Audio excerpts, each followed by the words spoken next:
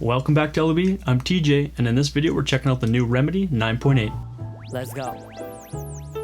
I've been waiting for you all year. 너 같은 애가 없나 하고 있었지 근데 all year I found you. 별다른 연애 같은 건 나 하고 만나지.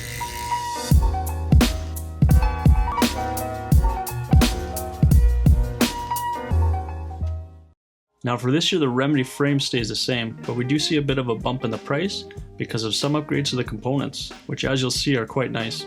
The 9.8 comes in at $5,000 US, 4,500 euros, or 6,500 bucks in Canada. Because the frame stays the same, the geometry also stays the same.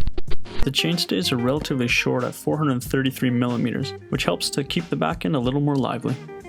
The head tube remains fairly slack at 66.1 degrees in the high position and 65.5 in the low position. This is all adjustable with the Minolink. The 1x12 gear ratio gets a 50 tooth in the rear for the low gears and a 10 tooth sprocket for the high gears, while the front crank has a 32 tooth chainring. With a slacker head tube angle and a little longer wheelbase, the Shremedy gives the riders a little more confidence while descending. Now let's talk about the frame. It's slack and it's long, but it's no different than last year. For starters, the Shremedy is made up of OCOV carbon. It's Trek's proprietary carbon layup, which makes it stronger than what you'd see on a regular road bike. This helps fight off impacts which may potentially damage the frame. Now the front triangle and the seat stay are made up of the OCOV mountain carbon, while the chainstay is an alloy. This of course is paired with the carbon armor on the down tube. Like all of Trek's mountain bikes, the Shremedy features proprietary tech including ABP, which is an active braking pivot. This allows your suspension to be fully active while you're braking. The Evo Link, which gives a bottomless feel to the suspension. Boost 148, which is a new standard that allows for wider hubs, with the idea that a wider laced wheel is going to be stiffer. And of course Minolink, which adjusts the geometry half a degree, slackening or steepening that head tube angle and raising or lowering the BB, depending on whether you like it in a high or low position. And of course the main talking point in addition last year was the knock block and straight shop down tube, which is supposed to stiffen up that head tube area. The drivetrain for this year sees a switch from Shimano XT from last year to SRAM Eagle GX 1x12. And I think most would agree that this is a welcome change. Not that there's anything wrong with Shimano, I've had Shimano on many of my bikes, but the 1x12 drivetrain with a huge 50 tooth dinner plate on the back gives a gear range with low gears suitable for any climber while maintaining those high gears for mashing. This pretty much ends the need for any front derailleurs. And of course the bike is equipped with Guide RS hydraulics to keep that component brand consistent across the bike. For anyone wondering, the RS are quite the upgrade from the old squeaky Avids. As mentioned in the Fuel EX video, if you haven't seen it, the wheelset gets a pretty big upgrade from last year's line comps. And a much needed upgrade, I'd say. With a 108 tooth rapid drive rear hub, boost spacing, and a reasonable weight, these wheels are stiffer, lighter, and have more engagement points than last year. With 108 points of engagement in that rear hub, transitioning from downhills to climbs would be a lot smoother. And of course the wheelset is tubeless ready. This may just be one of the first Treks that I wouldn't swap the wheelset out on. And covering the rims are a set of 120 TPI Bontrager Super Enduro Force, or SE Force, a tire that has been fairly well received. Now the wheels are a nice upgrade, and the switch from Shimano to SRAM is also welcomed, but I think the main talking point for this year's Shremedy is the new through-shaft rear shock. Now the whole idea behind through-shaft is basically to equalize the oil pressure within the canister.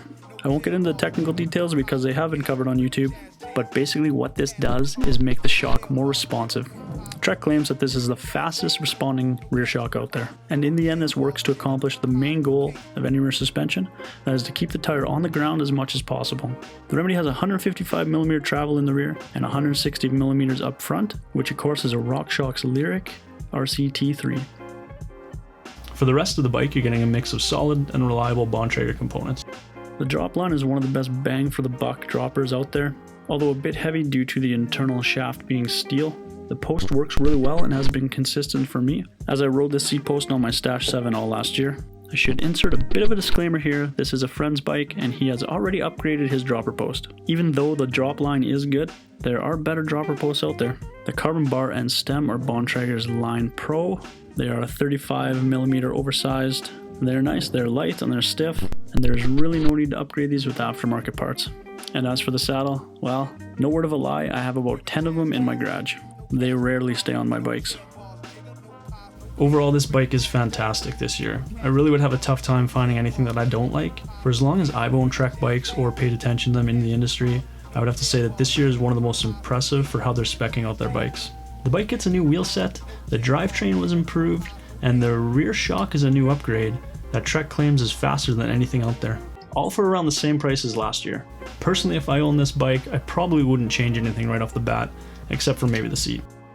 Now, one last note, and it's not really about the Shremedy, it's more about the fuel, but I just don't understand how Trek can spec the Shremedy this way. The Fuel EX 9.8 is spec'd the exact same way, pretty much the exact same parts. In fact, I don't even know what would be different, but the Shremedy gets the through shaft, and the Fuel EX gets shafted. Yet they're the exact same price. Maybe Trek could answer that one. My guess it comes down to supply. They sell way more fuels. They probably didn't have enough through shaft shocks to put on it. It's kind of a disappointment. As always, guys, thanks for watching. Don't forget to check out my social media. And until next time, ciao.